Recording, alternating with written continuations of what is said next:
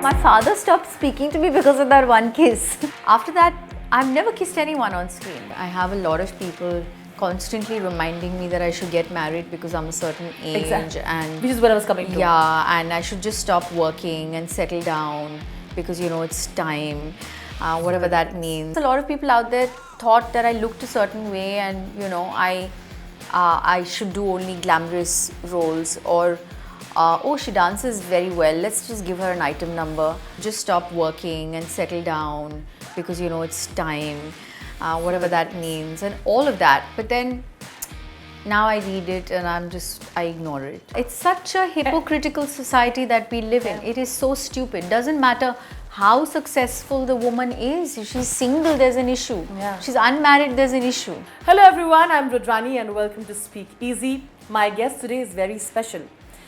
She's broken stereotypes, she's lived her life the way she wanted to, and then she put herself in the public eye very courageously through Bigg Boss and let the world know that this is who I am. And today, the world maybe knows her a little better. We'll find out so much more and show you who she truly is. I'm talking about, of course, the wonderful Shamita Shetty. Hello. Hello. I hope we can do that, right? Yes, because of I know course. you're a wonderful person. Thank you so much.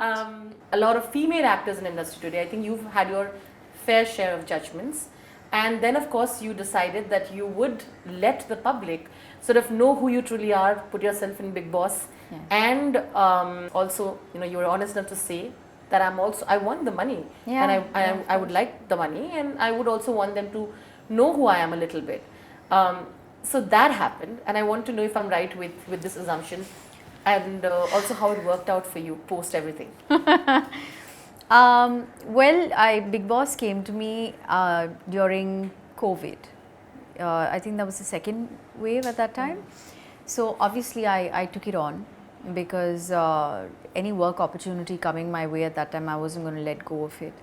And secondly, this was a great opportunity to kind of get people to understand who I was as a person, and I think it really paid off because I earned my fans after this show, and a lot of people out there could relate to me.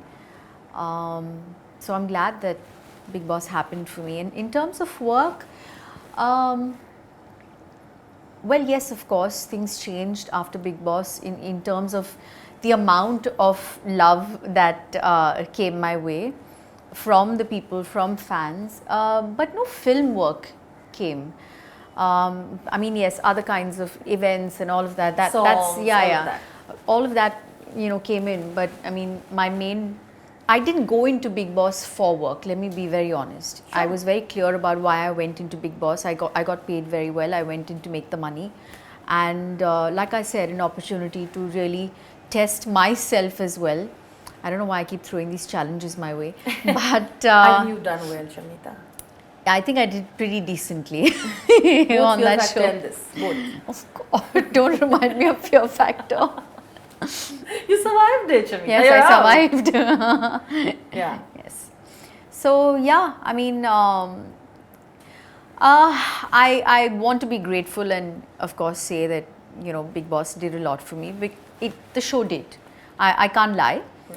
But like I said, my main focus right now is film work, and it's not like something great happened in that area. Your family at the time was going through a really difficult time. I remember that when the accusation came against Raj, it was very difficult. It was so difficult for you because you were thinking, should I be with my family? How did you handle that? Because I don't think that's easy, right? To be inside, to go through what's happening, and then to see your sister going through that, everything. Well, it was a trying time for the family, and I think they also helped me sort of come to this decision of going into the house, because they thought it was better for me to just be away from everything that was happening, because there were a lot of judgments coming my way as well. I don't want to talk too much about that for obvious reasons, but it was what it was, and the rest of the series of events kind of happened after. It helped you heal? It helped me understand myself, I think, as a person, which is the most important thing I've kind of taken back with me.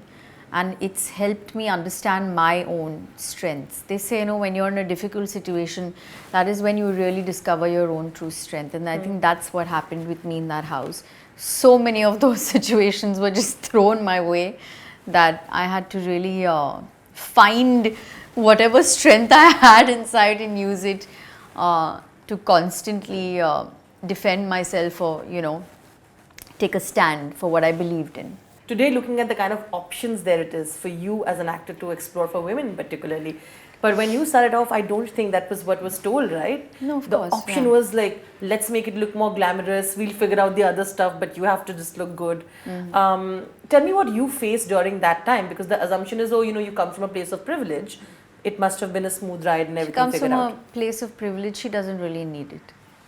Yeah. So, unfortunately, that did come along, and of course it got difficult for me because I started off with the best, and then to suddenly face that dip was not easy for me to kind of understand. But see, having said that, when I joined the industry, I didn't really know how much I loved performing. I was a kid, I was just going with the flow. This is something that just sort of happened in my life. I thought I was going to join my father's business, and then I got into the film industry. But I realized how much I loved performing after Zehar. That's when I kind of really, I got greedy for more work, but unfortunately for me, it kind of always took a while for something good to come my way, and then that's why there were these long gaps between my releases. It's not something that I really intended, but then I didn't really have a choice. And I'm so happy that a film like The Tenant came my way, because this was actually perfect for me. It's something that I loved from the word go. It was so relatable. The story, the narrative, the character, Meera, and all the other characters, they were so real.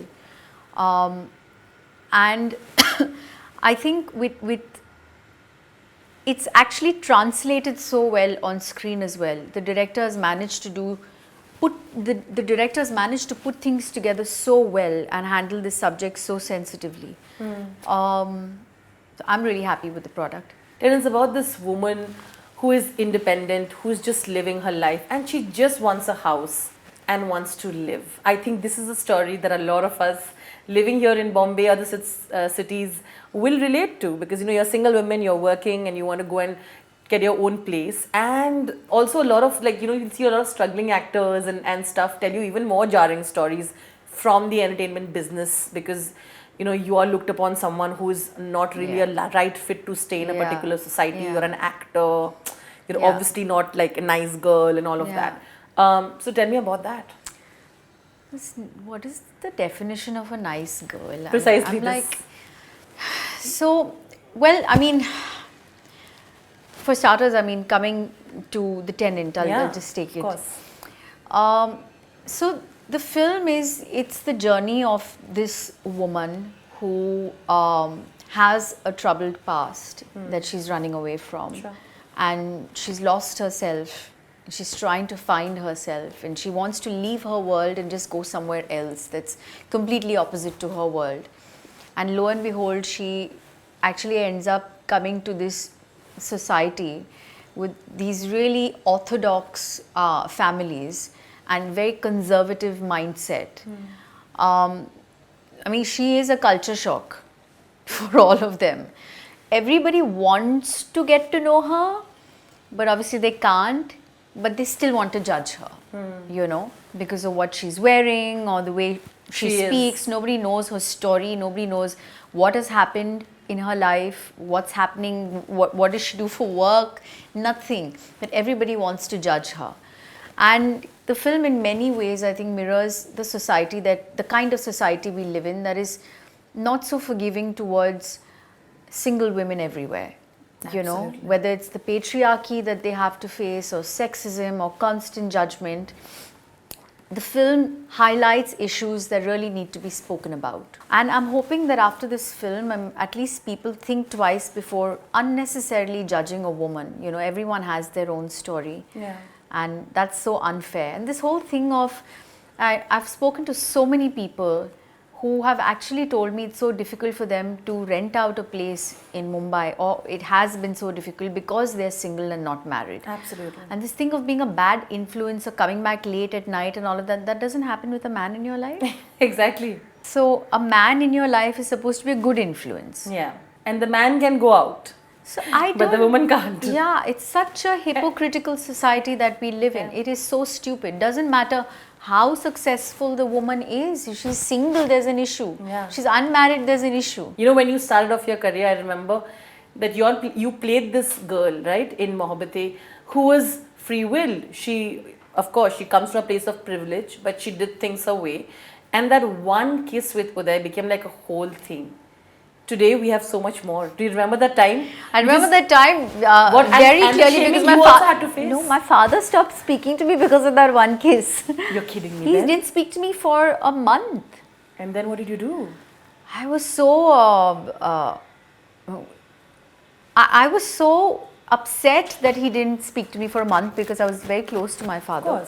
Of course, I mean, times changed. At that time, No, where but would you parents- see that many kissing scenes? Exactly. But as time went by, all of this became so common in our industry that, you know, it didn't matter. And of course, dad also understood. Yeah.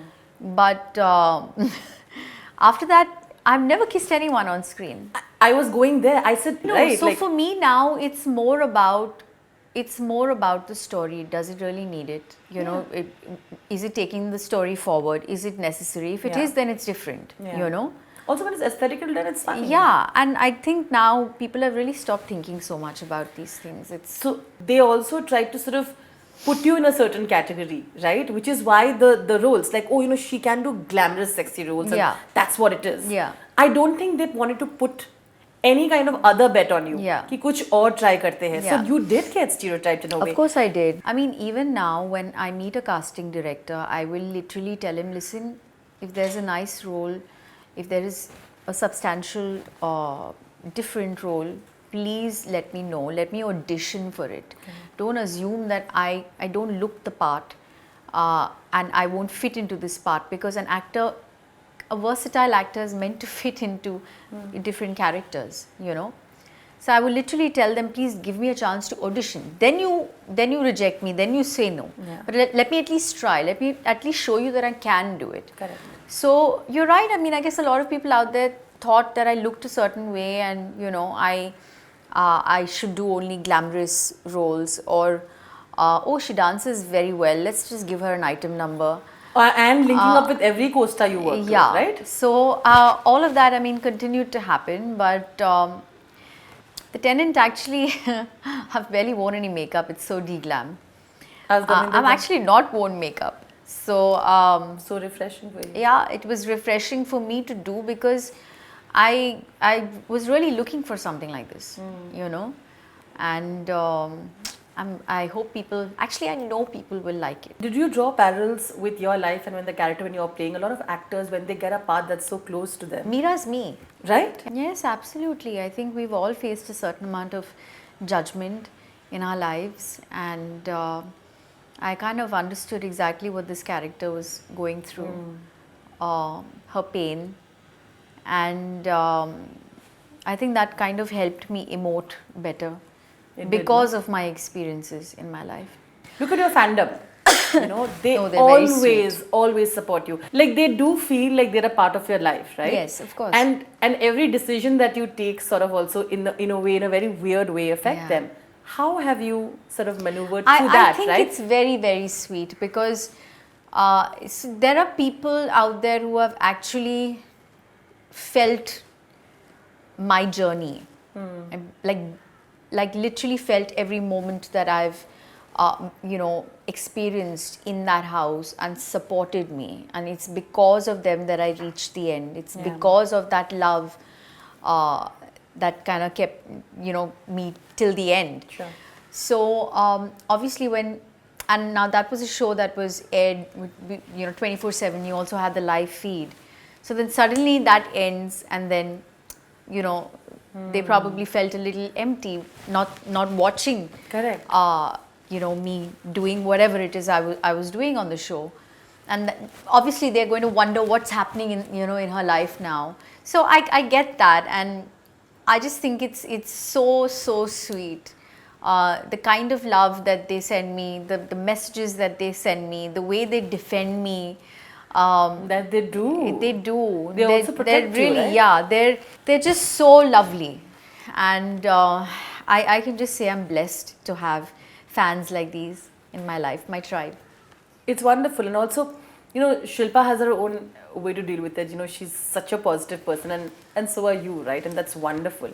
And with the social media negativity and trolling, we have to figure out our own ways to deal with it. Yeah. What is your way of dealing with it? No, I ignore it. Yeah, that's the I best thing ignore to do it, it. yeah. Do you check your comments or thing anymore? Sometimes I do, Sometimes of course. you do? Yeah. Sometimes I do, and I have a lot of people constantly reminding me that I should get married because I'm a certain age, Exactly. and Which is what I was coming to. yeah, and I should just stop working and settle down because it's time, whatever that means, and all of that. But then now I read it and I ignore it.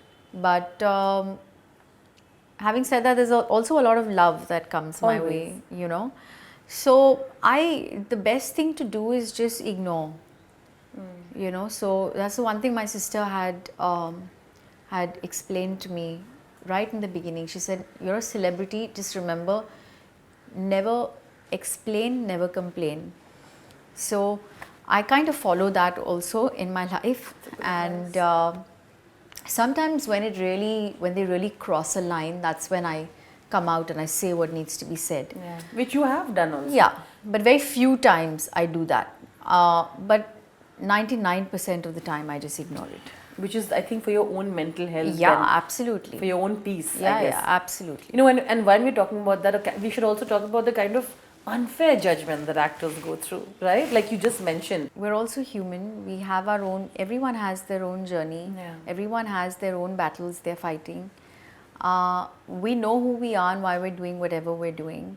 So leave us be, beyond a certain point, it needs to stop. How do you look at social media? I want to know. Because I feel you post when you want to. I feel like you're pretty chill that way. Yeah. I and find it very hectic sometimes. Same. My team literally tells me, "Oh, you've taken a very long gap, you should post something, or this needs to be done because of this." And I'm like, I miss those Facebook days, when we could just accept people that we wanted to, Requests, yeah. yeah, those requests. And then beyond a certain point, Instagram becomes addictive, So that's exactly how they make it, the mechanism. Oh yeah. And but I mean, yeah, you can't get on social media if you're clear about who you are, and because if you're going to let everything affect you, it's a bad idea. How do you take care of your mental health? I meditate. That me time every day is very important. I make sure I don't keep what's bothering me in my system too long. I express myself, and I look for the signs. When I say signs, I mean I have been through certain dark phases in my life. I've been through depression, so I know there are certain signs you kind of understand when you're slipping back into old patterns. Yeah. So you got to watch out for that every day, and it's a conscious effort that you kind of don't go back into that slump. So that's something I do for myself, and I do things that make me happy. For the ones who are going through that phase because you've been through it, what would you like to tell them? For the ones who've been through depression, going through it, are trying to get some help, what would you tell them? Well, it's not your state forever. Firstly, understand that. Life is about changes. That's the law of nature. The situation too will change. But you have to first recognize that there is a problem. That's step number one. After you recognize it and you're aware of it, you have to want to do something about it. You have to want to help yourself. It doesn't matter if the world thinks you need to help yourself. You have to want to help yourself. Yeah. And know that it is going to be a certain amount of hard work that you put into yourself because you love yourself. Yeah. And stay strong. It's a battle that you can't give up. You have to keep fighting. Because life is good. And it's just in that moment that you feel everything is lost, but that's really not the case. You have to start counting your blessings. And this is one thing that I find that has really helped me, an attitude of gratitude. So I have this little book. I write in that little book every day. It's called the Gratitude Book. Like a journal. Yeah. List down things that you're grateful for every day. Because every day little miracles, little things happen that we don't even pay attention to. Right. Once you start having an attitude of gratitude in your life, automatically the universe wants to give you more. You know? And for heaven's sake, get out of old destructive patterns that are not serving you in any way, that are not helping your growth. Make an effort to get out of that pattern, because sometimes that becomes a habit. You know, you seek solace in that negativity. Recognize that and consciously move away from that. That's what I would say. Wonderful, and I'm very, very proud of you because you stayed strong too. Yes, thank you. Before I move on to the fun question bit, I must say, it's also a little bit of validation, right? Because you all did the international festival circuit. Yes. Tell me how that felt, because for you to be traveling with a film that you truly believed in and to get that kind of reactions from worldwide audiences. So I didn't really travel, unfortunately, but see, the thing is, the film was ready and then Corona happened. Correct. So for 2 years, you know, things just it wasn't moving forward, and this film was made for the festivals. And of course, it screened in certain festivals, it won some awards, and did the rounds, came here. We wanted it to come out on an OTT because this is actually an OTT film. But OTTs had an issue. They just wanted us to release the film in the theatre and then, you know, would acquire the film. So we didn't have a choice, we had to release it, but this is actually an indie film.